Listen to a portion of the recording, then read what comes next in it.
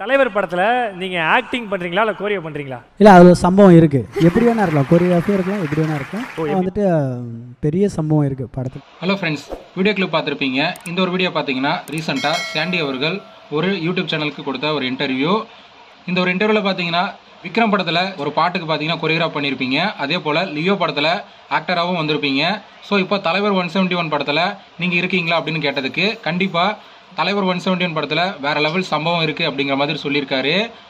அதுக்கு அங்கேருந்து ஆங்கர் பார்த்தீங்கன்னா அப்போது படத்தில் நீங்கள் நடிக்கிறது உறுதியாயிடுச்சா அப்படின்னு கேட்டதுக்கு இல்லை, கொரியோகிராஃபாக இருக்கலாம், இல்லை ஆக்டராகவும் இருக்கலாம், ஆனால் வேறு லெவல் சம்பவம் மட்டும் இருக்குது அப்படிங்கிற மாதிரி சொல்லியிருப்பாரு. இப்போ தலைவர் 171 படத்தில் சாண்டி அவர்கள் இருக்காரு அப்படிங்கிறது இப்போ உறுதியாக இருக்குது.